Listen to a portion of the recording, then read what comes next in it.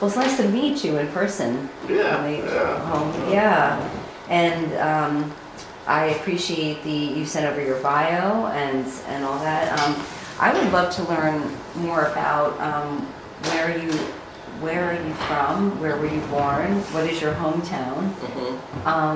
Where is your family from? Well, I am an immigrant myself. I came from Hong Kong. I was born and raised in Hong Kong. I went to first year college in Hong Kong, and my parents were born in China, but I consider them to be well educated. They were both college graduates, but they came to Hong Kong in the 50s. And then I was born in Hong Kong, and I came here when I was late teen. Late teens? Yeah, maybe 18, 19 years old. And been here since. What brought you here, or what brought your family? I should say, what brought your family here? Well, the main reason is the 1997. Well, at that time, it was 20 years away from the time that we immigrated here, but that's always in the back of the mind for a lot of people in Hong Kong. So when there was an opportunity, my parents decided to come here. And we're here since. We didn't really have much to say. So. Yeah, no. So your parents were both born in China, right? What provinces or what areas? Well, my dad is. I'll just use Cantonese, right? Because I don't know what. I actually can understand some Cantonese. Okay. But I can speak. Yeah. From my days of I don't know if I mentioned them. I also lived in Hong Kong. Okay. From 1996 to 2001, and in total I was in Hong Kong for 7 years working. Yeah. Okay. So I understand. Well, both my dad and mom are from the province of Guangdong, Canton, right? My dad was from Punyu, right? But he went to he went to high school in Hong Kong, so they went back and between Hong Kong and the hometown anyway. My mom was a Toisan, and she went to high school in Dunfan, and then she went to college in Zhongshan Daihong. So. What did they do for a living, and what was it like growing up? Well, my dad was a civil engineer, so he continued to practice civil engineer in Hong Kong even after he came here. He worked professionally as a civil engineer. My mom went to medical school, but she missed the last year of her residency because she had to come to Hong Kong with my dad. So she never practiced medicine. Yeah. So she's been a housewife since she came to Hong Kong and later to the U.S. Big family, brothers and sisters? My mom has a smaller family. My dad is the youngest. He's the 11th child. My grandfather had 2 wives. At that time, that's legal. Right? Yeah, they had a big family. My family, we just have 2 younger brothers. 2 younger brothers. Yep. So you're the I'm the oldest yeah. of 2 other brothers. Yep. So growing up in Hong Kong, what were some of your interests in school? What were some of your favorite classes? Chinese. Wow, why? Yeah. Well, I don't know. I went to, in Hong Kong, you have the high schools, they have Chinese school, they have English school, right? So it's not just learning the language, but the English school, all the subjects were taught in English, and the textbook were in English, except for, of course, the Chinese classes. In Chinese school, all the subjects were taught in Chinese, textbooks were in Chinese. We actually went to English school, but I more or less, I wouldn't say excel. I don't do as bad as my other subjects. And I think I became interested in creative writing. So I wrote poetry, I wrote articles, but mainly poetry in Chinese. How interesting. Do you still have some of those writings? I do. I lost a lot of them. So what I have is the one that I still remember. Right. Which is the one that you still remember? I have to write it out for you. I still like I have Poetry. not Mhm. right. I must say that I have not been writing since I started working professionally. At my earlier time in my career, I still write, but as my responsibility increased, then I spend less time writing. In recent years, I actually started trying to write, but it is different. I think my experience, like life experience, grew, but my writing skills probably regressed. What I'm doing now is actually we have a Chinese school at CMP. Oh, tell me about that. So we teach kids, and I didn't start that. That was started in 1991. We teach kids Chinese. Really, parents wanted to put their kids in Chinese school so that they will keep the Chinese heritage, the language. Of course, the kids don't like that, but we have been running a Chinese school, and this year we started it's really out of my own passion. We started a Chinese writing contest for young adults and youth. So we just finished. We completed the submission. Our judges rated the articles. So internally, we already know who are the winners, but we are going to push back the award ceremony to May because we have our gala is coming up in April. So we want to finish that so that we can devote 100% our time and energy instead of trying to do two things at the same time. So interesting. I mean, going back to your own youthhood, I should say. And I did say, what were some of your favorite classes? And you said Chinese. Yeah. So what I'm hearing is writing culture. Yeah. Was something very interesting, right? So when you came here when you're teens, you said late teens, right? Tell me a little bit about what did you do when you first got here? New York. I'm assuming it was New York? Yes, yes. When you landed in New York with your family, Right. Mm-hmm. So we came in June 1979, and we went right into looking for colleges. So the first couple of months, we were very familiar with the New York subway system because we were taking trains all over the place to get to different colleges, CUNY, private schools. And then we were able to enroll ourselves in college. We didn't miss any time. We started in September, college. And so you jumped right into college. And what was your vision? What were you interested in at the time? What were you thinking you were going to be when you quote unquote grew up? I also already remember I started first year in my first year college in Hong Kong. Yes. My subject, my major of choice was social work, and still. So the whole background story is that so if you don't mind, you can edit it out if you want. No, this is amazing. So the whole story. I wasn't a good student, and I think I was a good student when I was much younger. Then, as there's too many distractions, many other things, so I was not a good student. The reason why I was interested in Chinese is one year when we started the new semester, my Chinese subject teacher said, "All right, we went through this chapter." She said, "Write something about it." It's totally not a school assignment, but just write something about that for class discussion. So I wrote something, just a new school year. So I was more energetic, more focused. So I wrote something, and she praised what I wrote. So that kind of boosted my confidence, and I think that reinforced my interest in the subject of Chinese. And but then I also like in Hong Kong we value education achievement a lot, and because my poor grades, I didn't really have a lot of self-confidence and really didn't know, have no focus, had no vision.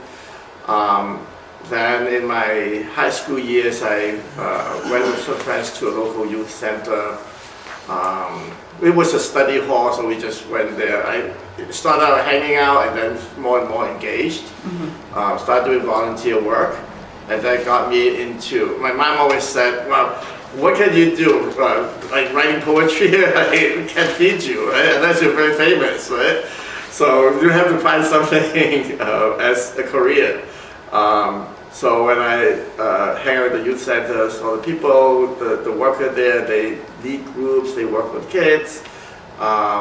They even draw posters. Like at that time, there's no printer, right? So I got exposed to a working environment that you don't just sit behind a desk, right? There's a lot of action, some creativity, right? You create a poster, like an abstract activity. Say, oh, I want to be that, right? So. And this was in Hong Kong? Yes. Wow. So I was involved in volunteer work in Hong Kong, and I get more and more involved. I become more conscious in community and social issues. So that continued. So I enrolled in college. It's not like in Hong Kong at that time. There were only 2 accredited universities. My grade couldn't really get into that. It's just one of those private colleges that's not accredited, but it is still a college education. The American college system actually recognized those credits, so I got transferred some of the credits over when I came here. So I continued my choice in social work. At that time, where did you go to college when you first got here? York College. York College. Like in CUNY. Undergrad was at York College, that's in Jamaica. It's one of the 2 CUNY colleges that has undergrad social work. The other is Lehman, but Lehman is too far away. So I lived in Kumasi at that time, so it's easier for me to go to Jamaica than go to the Bronx. So you were focused on social work, Yes. even at a young age. It sounds like it found you, right? Even in high school. Well, I was a beneficiary of social work practice, right? So after college, where did you go? What was your first job? After undergrad, I went to go Hunter, straight from undergrad to graduate school, so I got my MSW. And was the idea that you were going to be a social worker, or what was your... a social worker, It's all the way from my days in Hong Kong. I knew that I wanted to be a social worker. So you went to Hunter afterwards for your master's. And then what was your first job? Even before I graduated, I got involved with the Chinese American Planning Council, CPC. So when you're in the field of social work, there are internship requirements, even in undergrad. So when I first got here, before I even started college, I was looking for part-time jobs. So I got an interview when CPC opened up the Brooklyn office. I was interviewed there. I was promised a part-time job, but then the personnel change didn't happen. But I came in touch with the person who interviewed me. So when I needed to find a field placement, then I contacted her again, and she arranged me to be placed at Project Reach at CPC. So that was my first connection with CPC was actually as an undergrad social work intern. And then summer job at CPC. So when I graduated, got my MSW degree, I became the director of the Summer Youth Employment Program. So it's a seasonal job, but as a Summer Youth Employment Program director for that summer. And then when the summer finished, then my first real job, permanent job, full-time job was at the Chinatown Health Clinic as a career counselor at the Project Ahead program.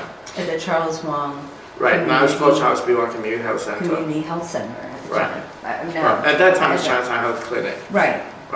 So they were one of my work sites when I was a social work, when I was SYP director. So that's how I knew them, and when I was graduating or finishing the summer, they contacted me and said, "You want to work with us?" I was going to say, in that period of your time and career, what are some of the most fulfilling things that, when you look back, that you really think that brought you joy, or you consider an accomplishment? I was involved in a lot of community, even as a student. as a graduate student, I was involved in a lot of community-related stuff. There was and it's still, the name had evolved. There was, at that time, it's called the Chinese Social Service and Health Council, Okay. which is made up of, it is an informal network of a lot of community agencies, human service agencies, so whether it's social service or healthcare. So all the nonprofit groups in that get together, doing a lot of advocacy work, knowledge sharing, resource. So I was part of it as a student, but they didn't really look at me. They didn't like all the representatives from all the agencies. They didn't really look down at me and say, "You're just a kid." Right? Oh, okay. They respect. And they're very respectful, they're very welcoming for me to be part of them. So I continue, when I start working at CPC, I continue with them, associated with the group. When you say CPC, I just want to double check something. I am seeing CMP. What does CPC stand for? Chinese American Planning Council. Oh, okay. That's way back. So the part about the, I'm trying to think, in 2011, you joined the Chinatown Manpower Project. I'm just going to fast forward a little bit here. Right. Tell me what led you to that opportunity. Well, before CMP, I worked at the Asian American Federation. Okay, Right. So all my career, I worked with direct service organizations, except the Asian American Federation, which is a policy, which is a capacity building. It's a membership organization of Asian American nonprofits. So we did a lot of capacity building. We did a lot of coalition building, convening, advocacy stuff. So it has its value, and I learned a lot from that. But I want to get back to direct service. So when CMP had a position open, and actually the interim exec director went around, he wasn't really from the community, so he went around talking to a lot of community partners and asked for their opinions how CMP as an organization should go in the next stage of growth. Then we shared some ideas, and then when the interim executive director is meant to be, it was a consultant, so that he was a retired professional, so he wasn't planning to stay. I think part of his mission is to find the next executive director. Oh, okay. So when we exchanged ideas, and it got my interest going, and then I applied, and then that's how I. So what was about joining the Chinatown Manpower Project that really, really interested you? I mean, I'm sure there's a lot of different opportunities, right? What was it about that organization or the position that was like, that's really interesting, or I'm passionate about that?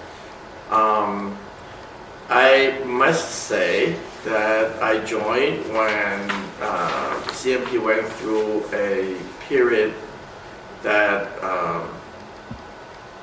was challenging internally. There was like the interim executive director did a lot of work paving the road for me to continue towards a more stable organization. But before that, there was a lot of turmoil. And with the executive director and previously with the board, there was a lot of not so well, I would just say challenging time. And I think the interim executive director paved the way, as I said. Then I continued to really stabilize the organization. And we actually, when I first came, there was a citywide budget cut, and we lost significant funding, and it was no easy job, but we and there's some painful moment that we had to go through, but we were able to continue our mission. You mean when you joined, that happened, and there were budget cuts? Yes. So you entered at a time when it was very stormy. Right. Yeah. Oh. How did you tackle some of those challenges as the I think leader? We did or you and your team, I should say, not just, I think we did we had our share of layoffs. But I think what was easier for me is that because I don't know any of them, so I was able to make decisions based on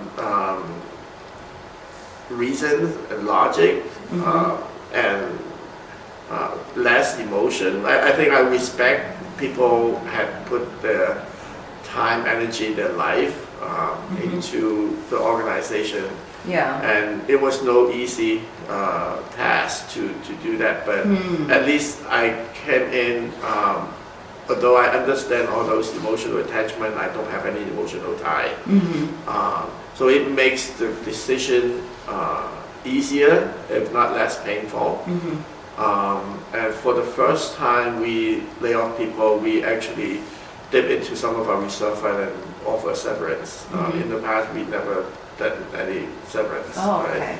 So at least we were able to do that.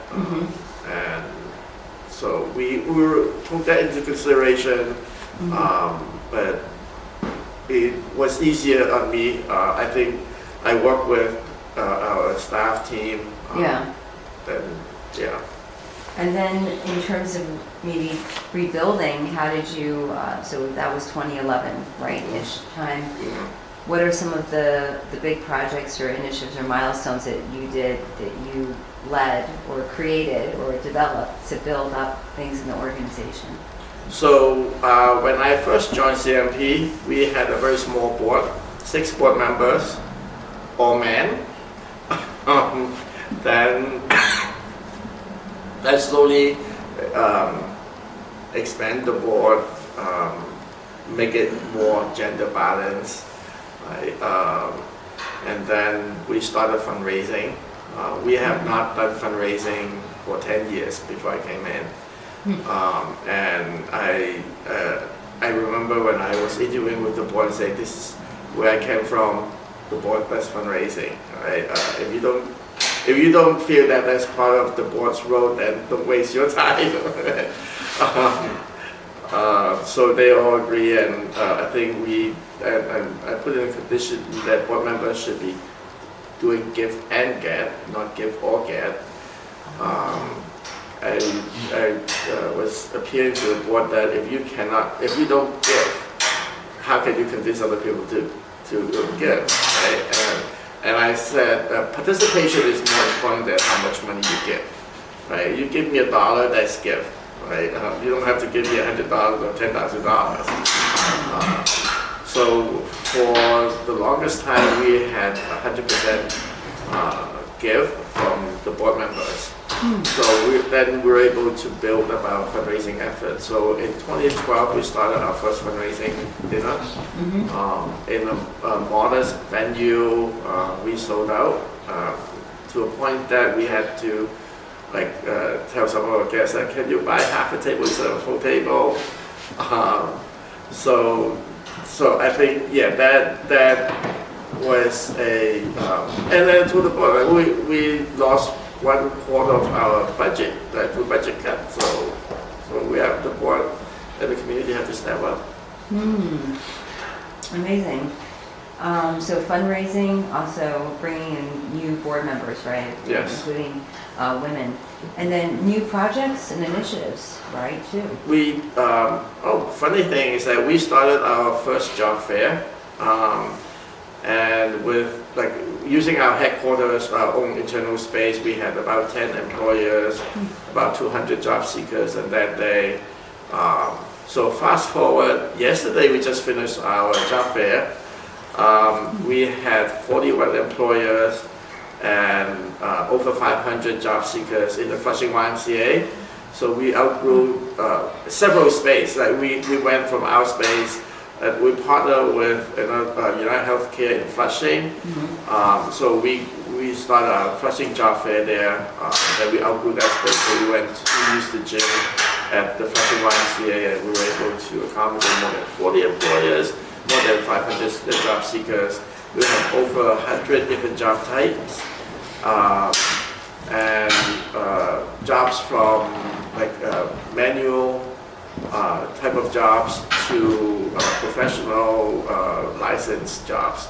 So we have job that's my pitch to people is that we have jobs that suitable for non-skilled, non-English speaking job seekers to professional job seekers. We have jobs for everyone. I guess you have two more. Is that? Oh no, you can keep going Okay, until right. Amy, yeah. So that's the growth. Like we start with one job fair a year now. We do two job fairs, one in March, which just yesterday, and then one in September. So the March one is in Flushing, September is in Manhattan. No. So it's almost like it's our signature project, and people like feedback from all around. The employers were saying this is like these are a professional recruiter. They go to different job fairs. They always say this is the best job fair. That's amazing. It's grown a lot, right? You mentioned the first time it was only like 200, and now 500 plus Yes. job seekers and so forth. What impact? You said a signature. Why is it a signature program, and what impact, big picture wise, does it have on the community? May seem obvious, but maybe not to some people. Well, I think the significance of this job fair is that we bring people outside of the immediate community, job opportunities from beyond the Chinatown or the Chinese or the Asian community. There are jobs, we have employers from communities, definitely, nonprofits, small business, but we also have corporate jobs, we have government jobs.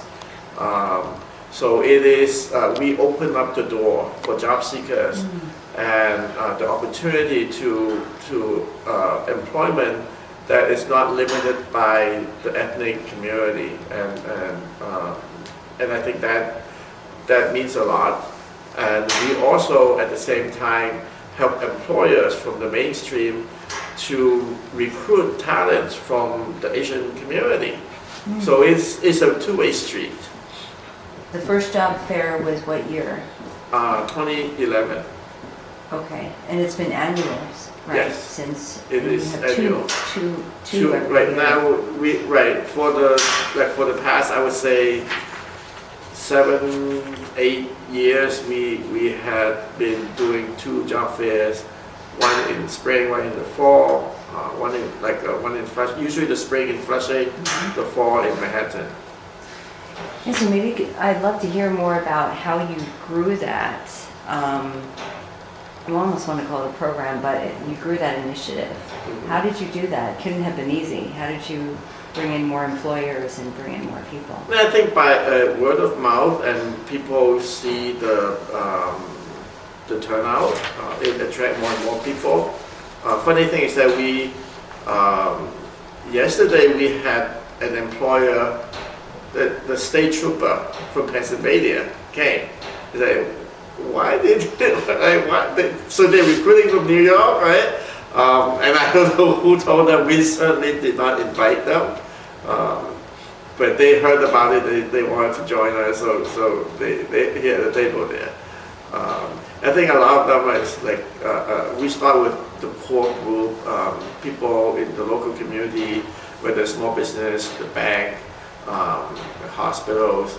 And then over the years, by word of mouth, I think both the employers and maybe even the job seekers, then we see a lot more diversity, not just from the employers, but the job seekers too. So we have people from all racial ethnic groups. So it's not just Chinese or not just Asian anymore. What has been the impact of the job fair program?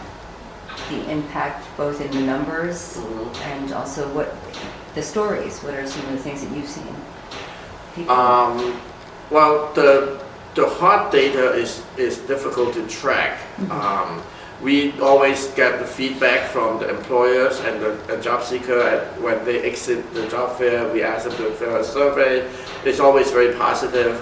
But the hard data in terms of how many people actually get hired, that is difficult to obtain, because a lot of the employers, these are recruiters, right. They don't do the hiring. So they collect a deck of resumes, they bring back for the hiring manager, or they ask the applicants to apply online, and they don't follow they don't track them themselves, so they were unable to tell us, right? True. Or even more anecdotally, what do you think has been the impact? But we do, People's- yes, we do. We had people who got jobs and wrote just a thank you note to us. We had someone who got a job at Social Security Administration through our job fair.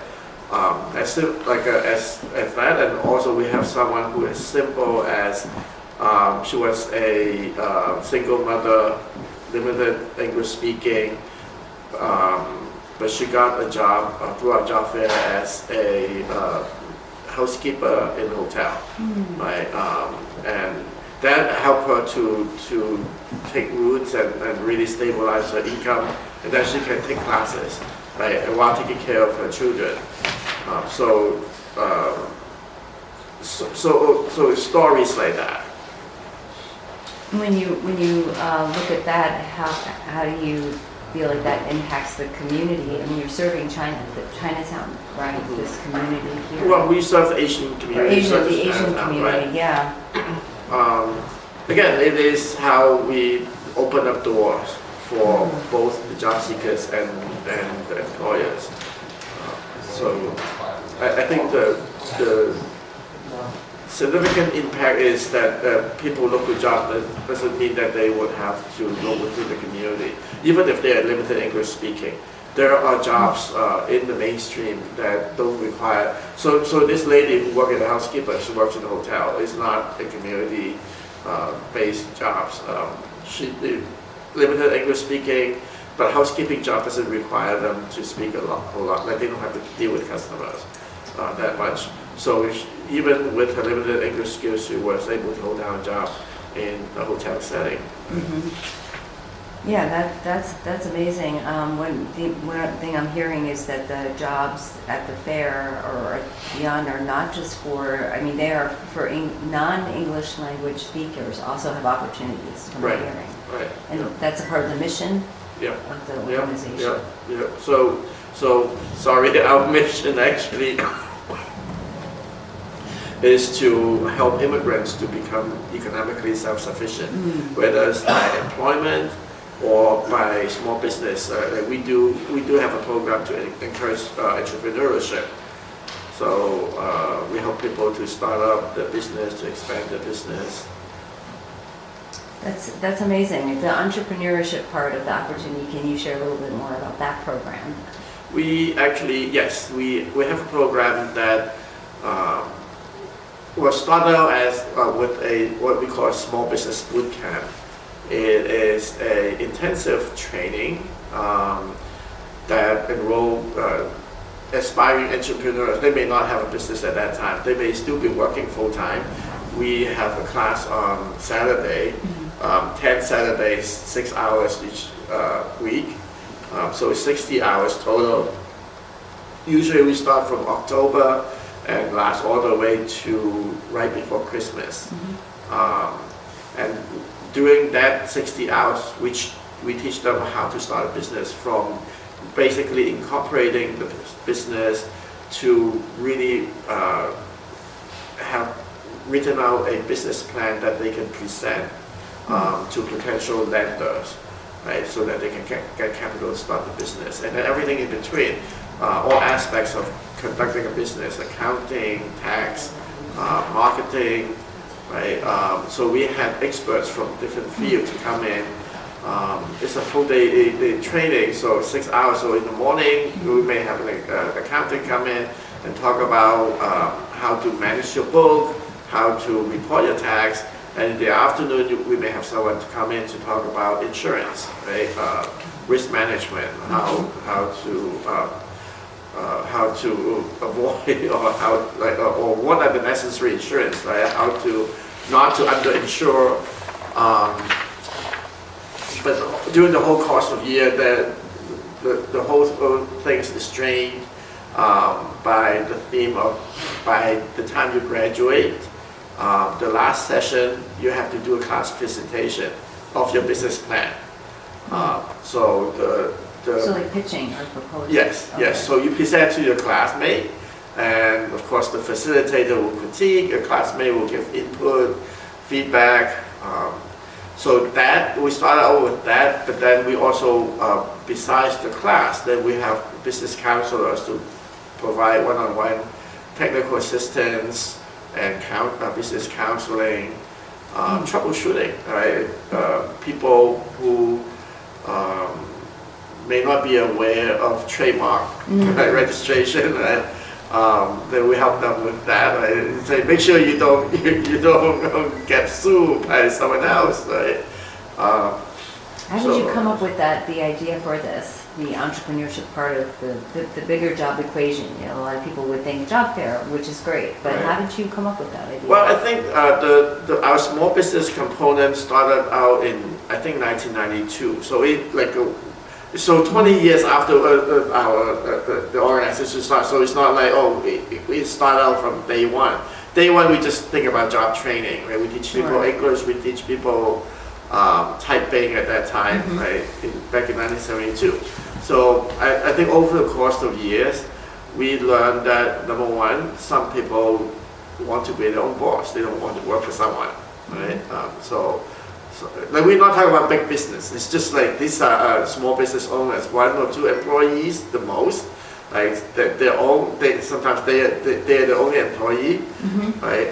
Some are street vendors, so we're not even talking about people who have a storefront. The idea is that, well, some people may not have the language skills to really hold down a job, so a lot of people choose to start their own business. Is some of the skill requirement they could tailor to their own strength. Yeah. So they don't really have to learn English in order to work for someone. Yeah. And then, of course, some of them would really have the entrepreneurial spirit, right? That's more suitable for them. And I think what we realized that, well, our mission is to help people to become economically self-sufficient. And it doesn't mean that the only way is to have a job. Right? The other way is to become self-employed. It's a job. Right? It's a job, but it's a different form of income. Yeah, and also I'm wondering with the changing times, you know, with technology and with all that, has that increased like now as we look at it's 2025, what's the focus now, or what's your vision for the program for CMT going forward? Well, we do for the past few years we start doing, and I think the pandemic we helped some of our clients to realize that they need to be more digitally savvy. So we do digital training, digital literacy training, from as simple as how to use a computer, Yeah. right? And to something what we call Web Smart. We have a 2-part section called Web Smart, is really how to conduct your business with computer technology, right? How to do marketing, right? You don't, unlike traditional marketing, you don't put out a newspaper ad, right? And it could be more efficient too, and less costly. You don't have a big marketing budget. If you can play around on the website, Yeah. you just do those things. As simple as that, or even emails and like some So are it's very becoming simple. more and more like that, right? What I was going to say is education and training. What are Yeah. some of the programs and initiatives that you've built, or maybe even more recently for education and training? You talked a little bit about it, I think. Well, yes, I think after the pandemic, we actually had to pivot a little bit. So CMP is a career school, a New York State licensed career school. So before the pandemic, we just traditional classroom training. We do QuickBooks, we do certified nursing aid, EKG technician. All those training has to be licensed by the New York State Education Department. And we have to submit a full curriculum. We have to have our instructors licensed. It's all well and good. But when pandemic comes, So the state regulation is that if you don't run class for more than 12 months, you have to resubmit your curriculum for approval. You have to redo a whole process. Sorry. But the approval, the curriculum approval process takes a long time. Okay. Because they don't, the office, the state regulatory office is just have a few people takes care of the whole state. It's not just New York City. So when you submit a curriculum for approval, sometimes they wait for a long time. So after the pandemic, we just say we can't wait, right? So we resume most of the program except for the job training programs. So what we were doing is that we start partnering with the experts, the industrial experts. So we don't have to get the curriculum approved. So for example, the first class that we held last year was technicians for the HVAC system. So we partner with an HVAC company who actually has a city contract for all the Board of Ed schools. So they have their warehouse, they make a room with all the tools, like we order the tools, the textbooks, but they teach the trainees. And our role was to do recruitment, screening. We teach them work readiness, job skills, like the soft skills, and English sometimes, right? And how to do interview, how do you write resume. But the hard skills is taught by the experts in the field, like the engineers who work at that HVAC company. They are the one who teach them how to do those things.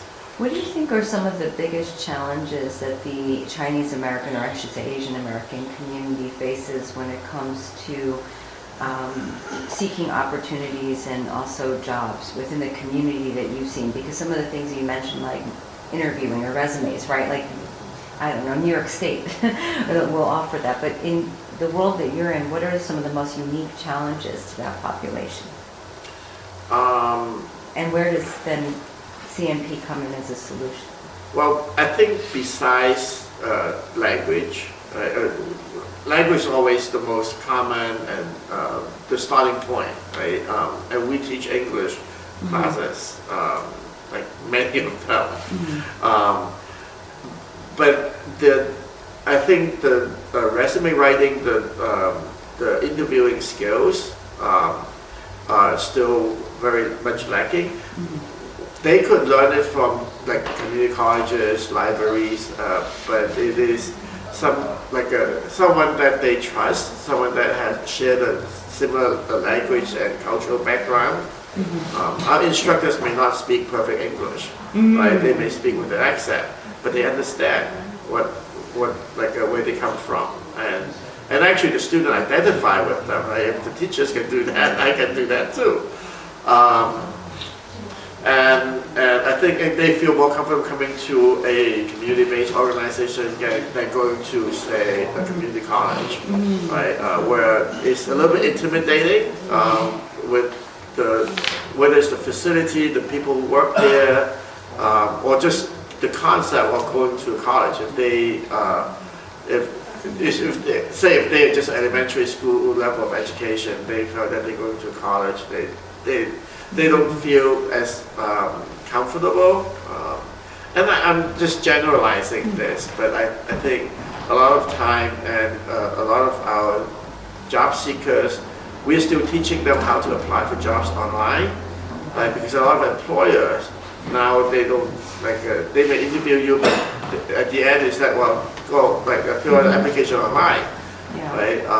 And so we will have to teach them those, the digital skills, and we have students who graduated with, I actually have PhD candidates send us a resume, a 5-page resume, and say, that's too much, right? Nobody can read through that. So it is the way of not just how to look for a job or how to interview for a job, how to present yourself to a potential employer, is but it's more how to look for a job, interview for a job, or present yourself to a potential employer in America. So where they came from, the work environment may be very different from, so when we talk about work readiness, it's more than just resume writing, interviewing, but the work culture, workplace culture in this country, that could be very different from where they came from. Very interesting about the culture aspect. Can you talk a little bit more about that? How do you train them on the differences between the culture? What's an example of how you do that? And even in your own life story, how did you adjust with that? Because that's a big one. How do you train, and maybe your life story, how did you transition? So I never looked for a job when I was in Hong Kong. I was still a student. So to me, that is a little like I learned the system when I was growing up. So that was a little bit different. For people who have work experience elsewhere and they came here, the expectation was different. Just a simple, some really like a cliche, right? You don't look people in the eyes when you interview, right? Or when you talk to people, right?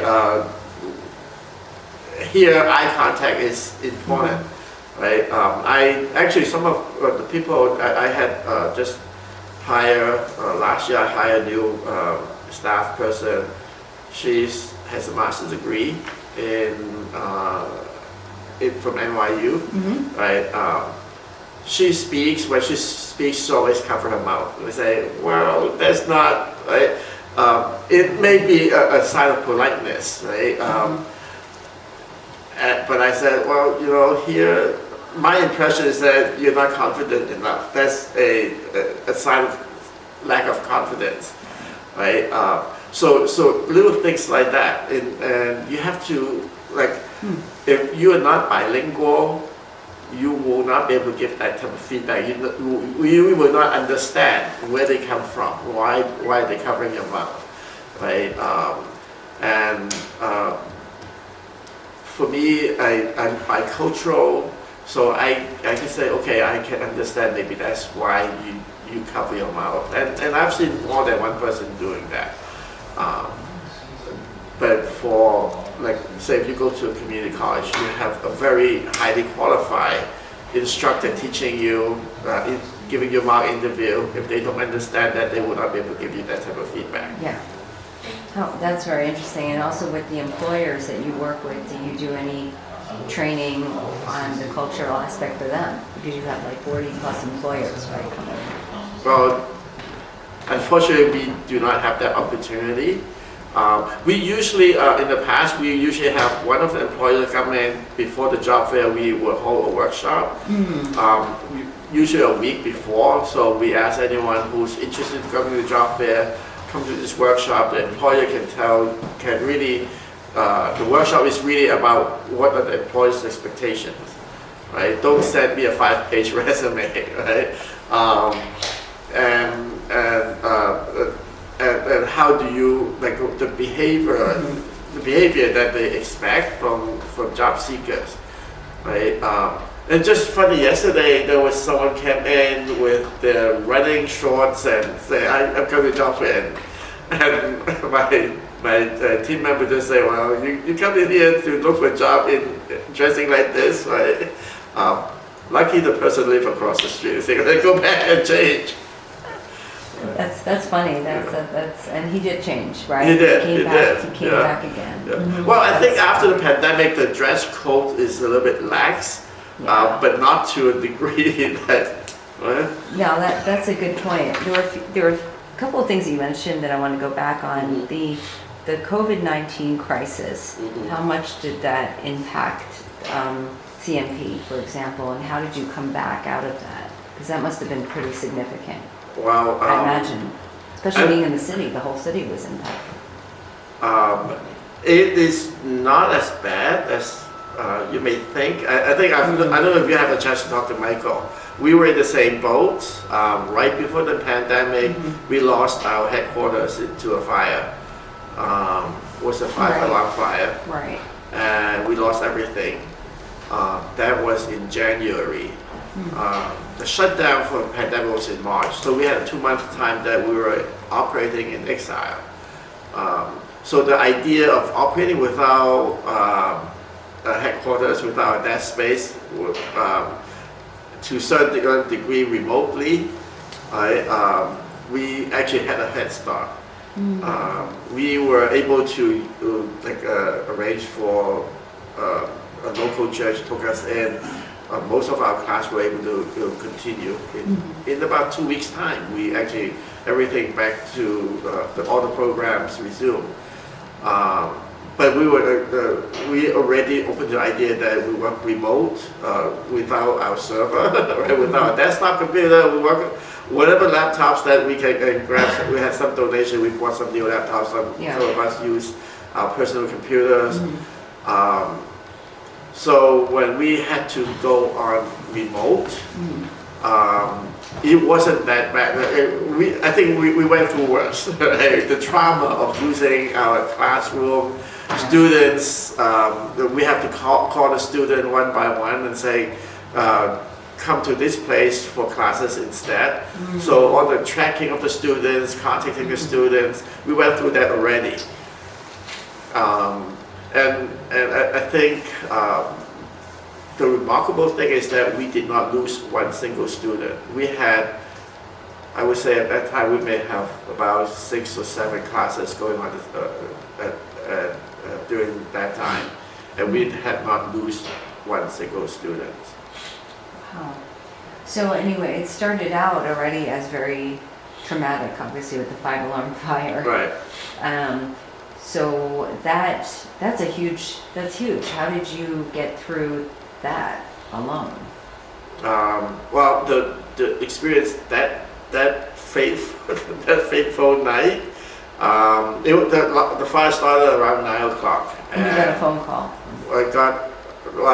I had a habit of when I go home, I just put my phone in the cradle, let it charge, and I walk away. The cradle was in the bedroom, so I wasn't even there.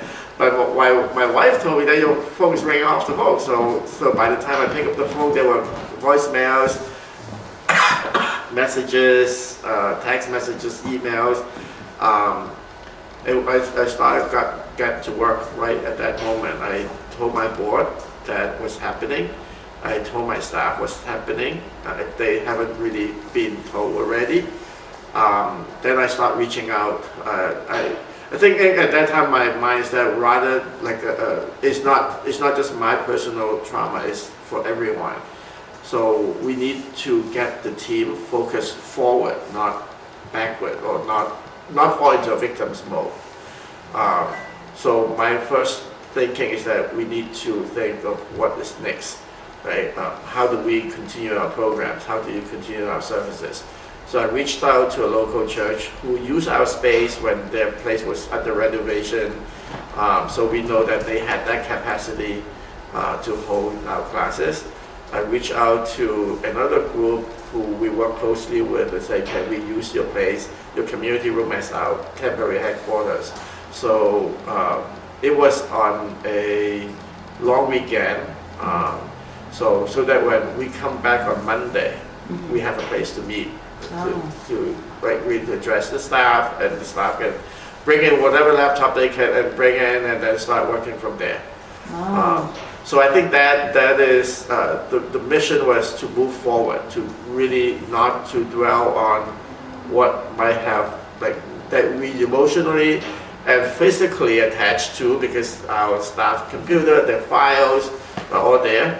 The lucky thing is that I already we were in the process of moving things to the cloud, but we have not finished yet.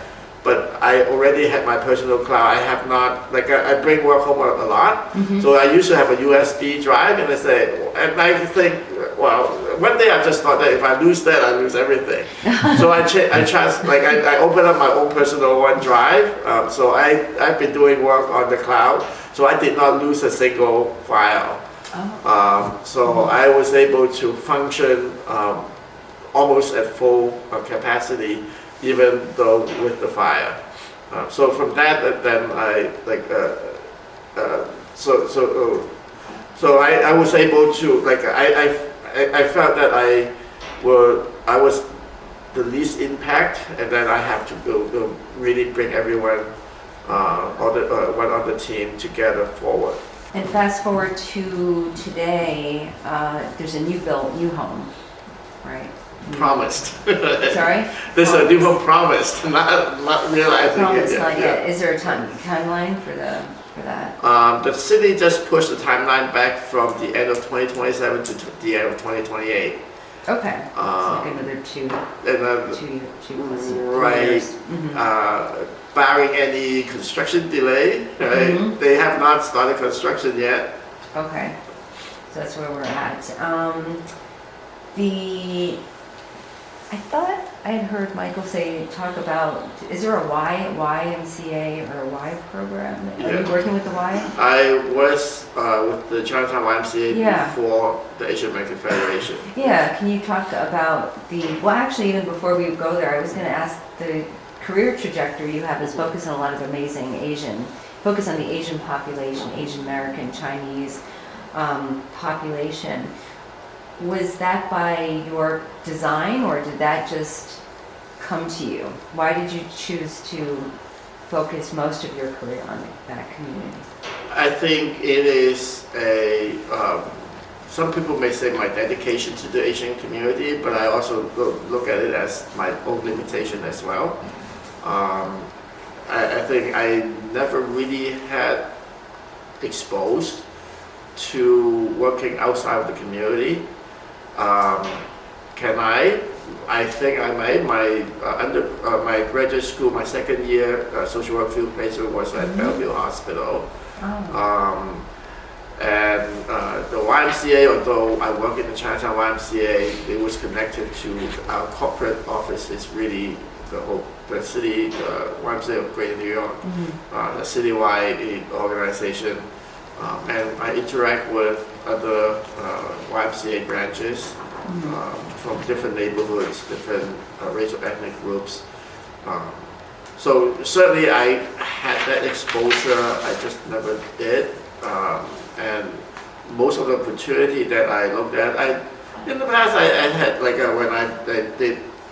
when I felt it was time to do a career change, then I have applied for jobs outside of the community. I think there's some that I declined, there's some that they declined me. I don't think it is say I will only work in the Asian community, or I feel that I'm limited, my ability is limited to the Asian community. But I think there may be some element in that. I certainly, when I was involved with Bellevue, when I was involved with the YMCA of Greater New York, I think people naturally, they look at my resume, they look at my face, they look at the fact that I'm bilingual, bicultural, that they assume that that's where I wanted to be. And even now, when I try to recruit board members, right, when they see, or even at the YMCA, when I was in Chinatown YMCA, or when they see the CMP, like I work with different board referral groups, they just refer Asian to me. They say, I don't want Asian, I want diversity, right? But that's what they see. And then there was I remember at the China YMCA, there was a African American lady who became a very good friend, a board member with us. When she first talked to the YMCA, she said, "Oh, they probably sent me to Harlem," and then she was surprised they sent me to Chinatown, and that is really an exception rather than the normal. The opportunity to lead the Chinatown YMCA, right? You had an opportunity to work with a variety of different age groups. I mean, from seniors to youth, right? What would you say during your time there was one of the most memorable and fulfilling projects that you worked on? Well, that has to be the building of a full-scale facility, a full-service facility. The Chinatown YMCA started in 1974. For all those years, it has been the dream for whatever generation of the board and the staff is to have its own facility. Before that, we were operating in a school. It's a school-based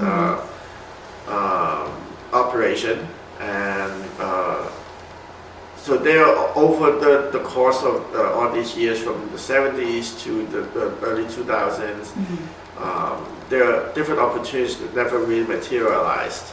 But finally, around 2003,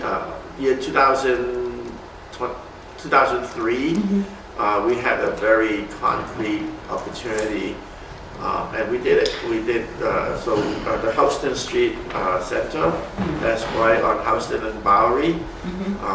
It's a 40,000 square feet facility with a pool, with a gym, health and wellness facility, classrooms, community rooms, locker rooms. So that was done, and I happened to be at the right place at the right time. I mean, that's really huge. I mean, swimming pool and the whole, and Yeah. all the facilities, and so forth. What's your secret in pushing ahead and seeing the success of such a large project like that? There are a lot of players involved. The YMCA of Greater New York, what we call the Corporate Wildlife Association office, did a lot. But the local board, the managers of the Chinatown YMCA, some of them were long-time board members. That's the dream, that's the legacy. And they were very supportive. And so there are a lot of players, the technical experts and donors, and to staff who really do all the legwork to get those things done. It is really that was a great teamwork. But I think it is the board and the donors that they associated with them really help a lot drive that. And the board is not just making donations. They were board members who were in their own businesses, real estate development. They did all the due diligence when signing those management agreements, and they really, I remember the 3 board members and me sitting in one of the board members' office at night, going over each line, each word on the agreement to say we should to really deliberate what to include, what to edit. So what I'm hearing is that the leadership and teamwork has been one of the secrets of Yes. your success, right? Definitely. Collaboration. Yes. What brings you the most fulfillment? Like, you've done so much. What keeps you going? Well, I have no life. I think as I told you. No, I think the work that I involve in is it's not only a job, it's also my personal mission. And I feel that what I do is meaningful. That I don't work with clients per se directly, but I feel that I'm building up an organization as a platform to provide these services to our clients. So I play a different role, right? So I don't give counseling. I very seldom that I do, but it's really I make the environment, the platform, the best it could be to deliver those services. You said the work is your personal mission as well. I was going to ask, like, what are you most proudest of, but also as you look forward, is there anything else that you is in your wish list or your dreaming list of what you have not done yet? Going back to 70 Mulberry Street, I think that is, I feel that, to be honest, there are opportunities during these few years that actually have presented itself, and doesn't mean that if I want it, I will get it, right?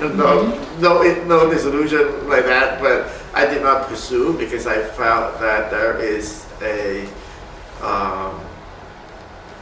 a cycle of completion that is under during my time that we lose the permanent space, and I should really be there when we go back. And there's a lot of work to do in order to go back. It's not just a lot of negotiation with the city, a lot of finer points that we have to work out with the city, and how to fit out the space, right?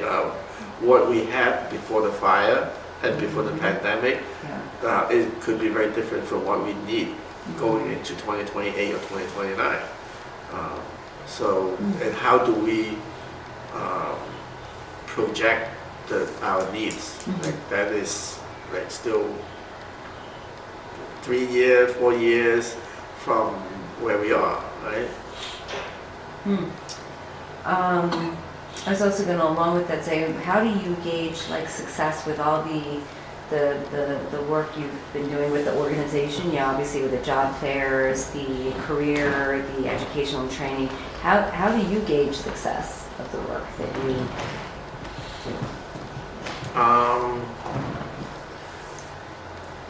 Well, it's hard to say. I think the success has to be how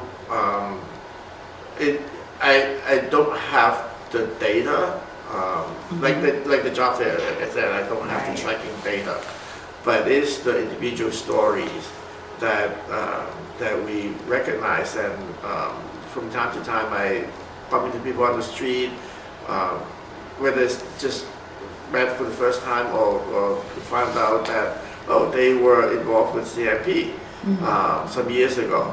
I think that that type of feedback, whether it's with CMP, with the YMCA, with the Federation, with CPC, like wherever I work, like if I found out that we made a difference in someone's life, not a collective number like a data set, but how does that mean? Like how did the organization mean to individuals that changed their life?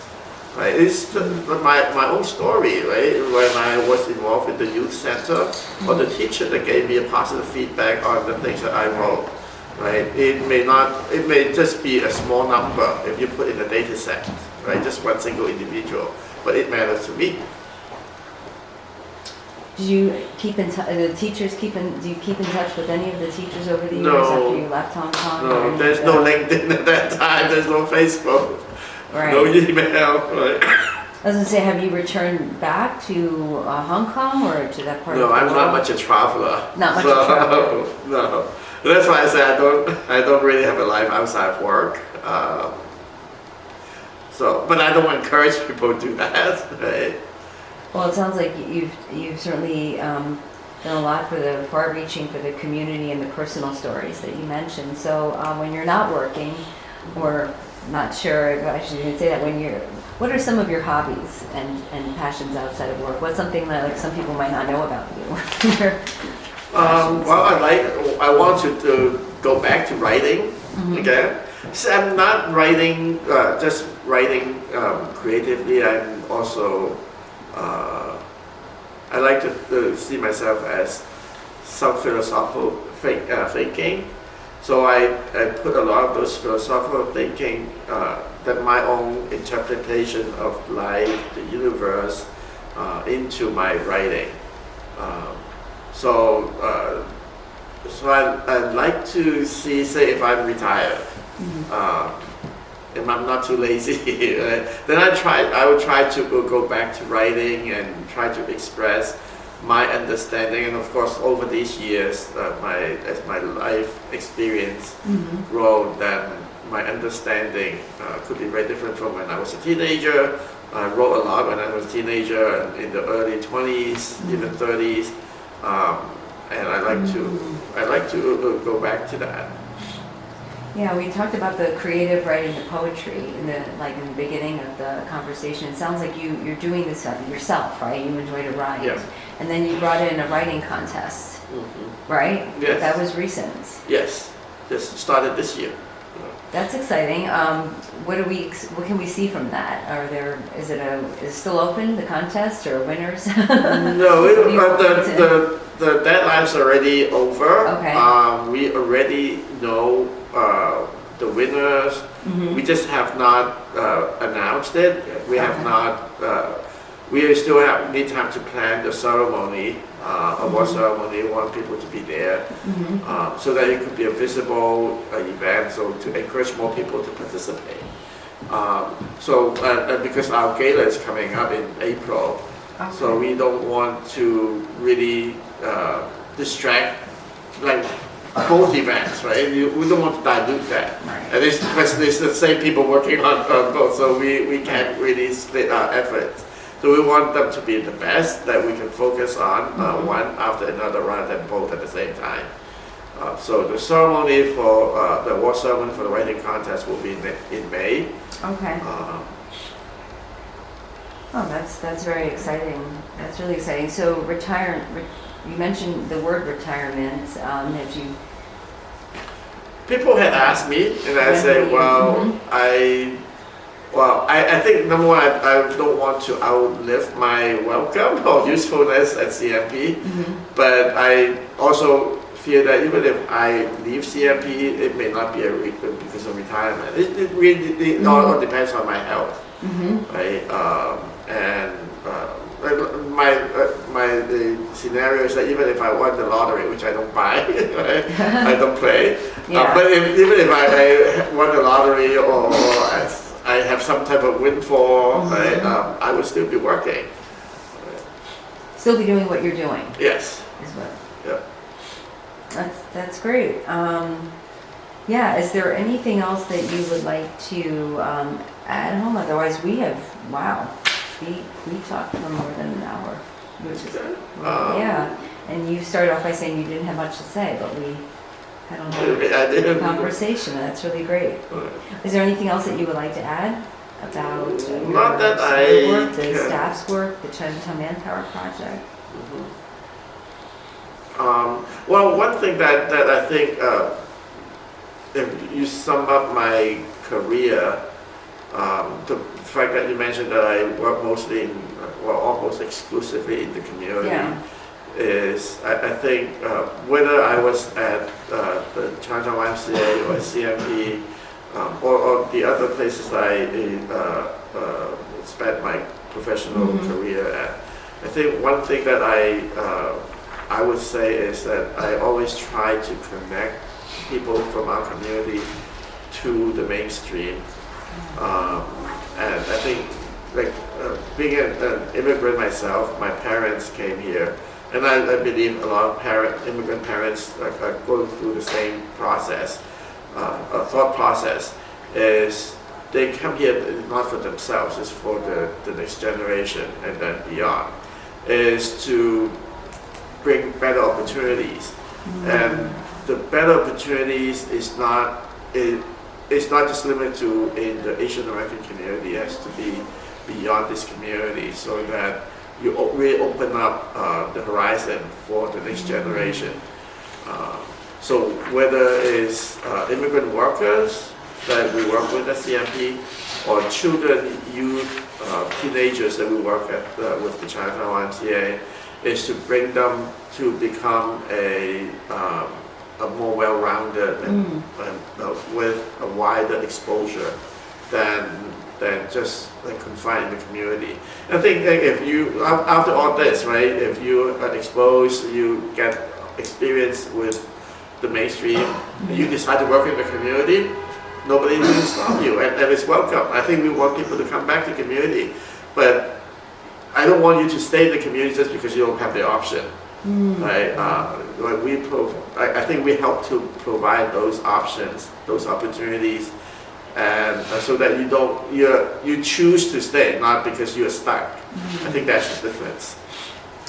And what I hear is you chose to stay. You really, right? Right. To make a difference in the community.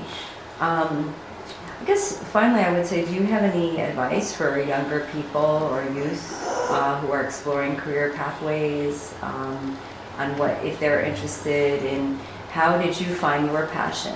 How can they find their passion? I think be bold and be adventurous to really, but also be realistic. And there is always an opportunity to connect your passion to your career. Like some people always say, well, I like to do this, this is my job, but I like to do X, right? But like for me as an example is that I work in social service environment. My passion is in creative writing. Even without this writing contest, right? I used to write grant proposals. And sometimes I like if you do marketing materials, you write, you do a pamphlet for your program, right?